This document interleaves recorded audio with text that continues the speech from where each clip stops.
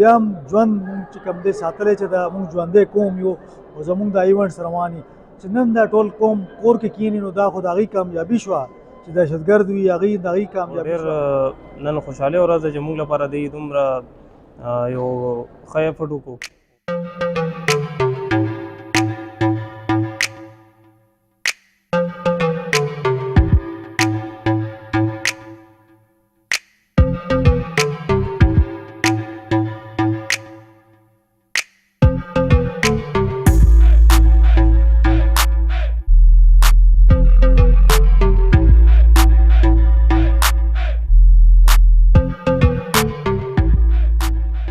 دا وخت په پېښور نشترحال کې موجود یم. دلته د پېښور پریس کلب په مرستې سره د ګلشن عزیز مرحوم فوټو جرنالیست چې کوم دی د هغه په نوم باندې د تصویرانو نمایش شروع دی.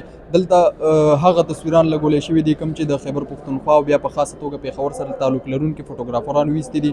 په هغه تصویرانو کې که تاسو وګورئ نو زیاتره د خیبر پښتونخوا کلچر او د خیبر پښتونخوا هغه رنګ په ډاګه کړی شوی دی کوم چې دلته اوسېدونکي خلک کوي. نو موږ به دلته هغه فوټوګرافرانو سره خبرې کوو، بیا به چې کوم د بهر نه کوم خلک راغلي دي هغوی سره به خبرې اترې کوو چې دوی دغه تصویرانو کې څه ولیدل او دغه تصویران بیا د فوټوګرافرانو چېرته ویستي دي. نو موږ سره اوسئ. زما نوم شهریار دی او زه اے پی پی نیوز ایجنسۍ سره کار کوم. زما د فوټوګرافي فیلډ کې تقریبا 7 کالو شو. دی نه پهله زه کیمرا جرنلسټ وم. زما اوورال ټوټل فیلډ ایکسپیرینس چې کوم دی هغه 15 سال دی.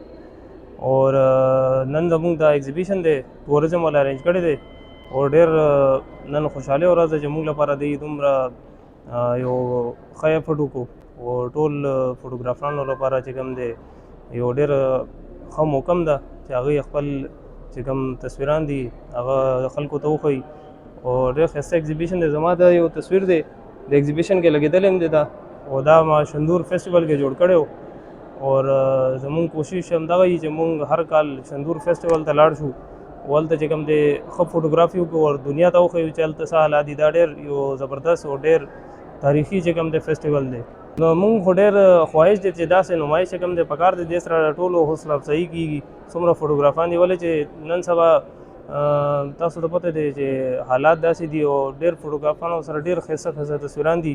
هغوی ډېر وار چې کوم دی هغوی کې هم دوی داسې ښایسته ښایسته تصویران جوړ کړي خو هغوی چې کوم دی څوک اپریشیټ کوي نه. نو دې سره دې ایگزیبیشن سره دا وي چې لږ حوصله افزایي وشي ټولو فوټوګرافرانو.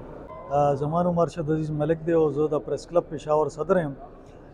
مونږ سره جرنلسټان دي تقریبا 550 پېښور کې او هغوی چې کوم دی ډېر داسې د هغوی چې کوم ټایمینګ دی ډېر سخت دی ولې چې هغوی کورج دپاره ځي ټوله ورځ بیزي وي ټینشن وي. نو موږ دا سوچ کړو چې د دې انټرټینمنټ دپاره یو ښکلی پروګرام وکړو. نو نن دا چې کوم پروګرام دی دا کلچرل ایونټ دی. دې کې دا پهله چې کوم دی فوټو کمپټیشن دی. زموږ چې کوم فوټوګرافرز دي هغوی دا فوټوان جوړ کړي دي. دې کې چې کوم فرسټ تصویر به وي سیکنډ او تھرډ دي ته به موږ انعامات ورکوو کیش ایوارډز به وي. داسې دا پروګرامونه چې کېږي دغه حالاتو کې به دا پروګرام کې ولې چې موږ مطلب داسې دا پېښور دا خلک چې کوم دي دوی ډېره زیاته وینه ورکړی دی. دلته خودکش حملې شوي دلته خلک شهید شوي دي خو بیا هم ژوند مونږ چې کوم دی ساتلی چې دا مونږ ژوندی قوم یو او زمونږ دا ایونټس روان دي چې نن دا ټول قوم کور کې کښېني نو دا خو د هغوی کامیابي شوه چې دهشتګرد وي هغوی د هغوی کامیابي شوه. نو مونږ دا نه غواړو چې څوک دې نه دا غلط فایده والي. مونږ وایو چې دا ایونټس به دلته وي چې پته لګي چې مونږ یو ژوندی قوم یو.